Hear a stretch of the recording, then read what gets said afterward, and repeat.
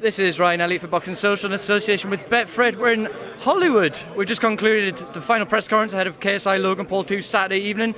Jake Paul, thank you for making the time to speak to us. Anything you took from that press conference? We had death threats, we had times tables, all sorts of stuff going on. What did you make of all of it, Jake? I think KSI embarrassed himself. I think how this press conference went is going to be how the fight goes. We're less than 48 hours away. We saw a terrible performance from KSI. We saw an amazing performance from Logan. The whole entire room sitting here laughing at KSI. I look at KSI's manager. He's laughing at him awkwardly. It was just a bad situation. KSI just left, actually. They were supposed to do a face-to-face. And KSI wasn't down to stick around to be a part of it. So I think Logan got into his head mentally for the first time that I've ever seen. And I think it's an indicator as to how the fight's going to go as well. We saw them have the head-to-head before KSI made his exit. A few words exchanged before a push. Do you think he was just perhaps a little bit rattled? Do you think that was a bit of frustration coming out after the press conference? 100%. I think KSI lashed out. Like I said, Logan's in his head.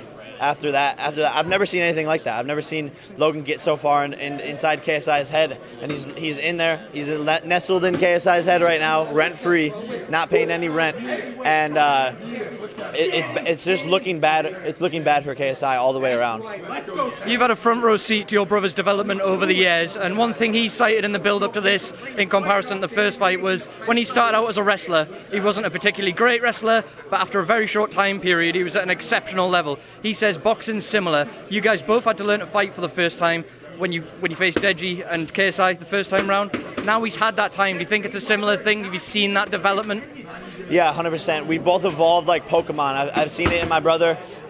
We develop quick, especially in athletics, because that's all we've done our whole entire lives. We're from Ohio. We grew up playing football, basketball, lacrosse, wrestling. We've done all of these things, and so we have that athleticism behind us, and we pay close attention to our coaches, and we want to get better every day. We put in the work every single day. I don't think people realize how serious we take it, and so his involvement as a fighter has been absolutely insane to watch, and he's in his final stages of involvement, and he's ready for that Pokemon battle Saturday night.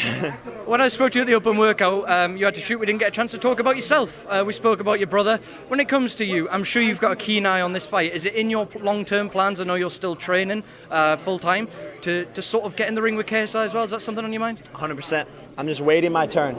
I'm ticking down the minutes, the hours, the days until I get to fight KSI. I hate the kid, I think, more than my brother does. And I think KSI is going to lose, and then I think he's going to try to avoid a fight with me. But I would love nothing more than to knock the fuck out of KSI. So I want that to happen 100%. That's why I'm in training camp every single day with my brother. Training alongside with him is for that KSI fight eventually. So I'm ready. Let's get it.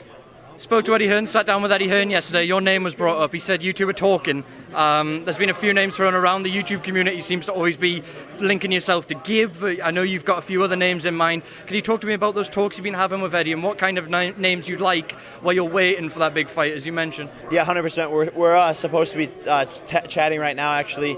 But I'm down to fight anybody as long as the bag's there. I'm a prize fighter at the end of the day. Forbes' second highest paid YouTuber. So for me, as the sport's fun, but I'm not going to put my multi-million-dollar brand on the line for something that doesn't make sense to me. So it's about the money for getting this deal done.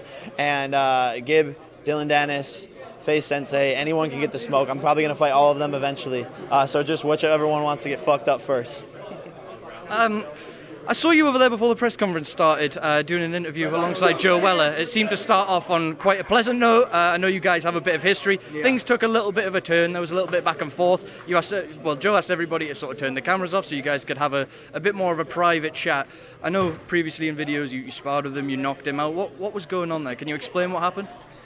I think we got into a little bit of a disagreement on camera. I think he was trying to attack my old character and question whether I'm real on camera. Am I my authentic self?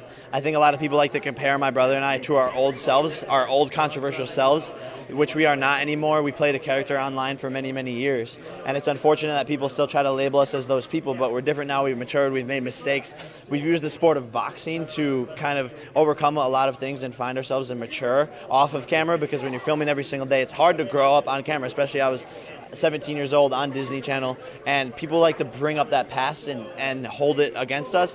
And if someone does that with me now, I'm just not with the bullshit. I don't like it anymore. It's not needed, and it's time to move on from the hatred of the old Paul brothers because why? I know we've made mistakes. I know we've done stupid things, but at the end of the day, you know, we're young kids. We're sorry for our mistakes. We're moving on and maturing and growing. And so if people just want to keep on pulling us back down, I don't fuck with it. Jake, I appreciate your time. I'm going to leave the final word to you. What can we expect from your brother Saturday night? 5th round TKO. Thank you, Jake.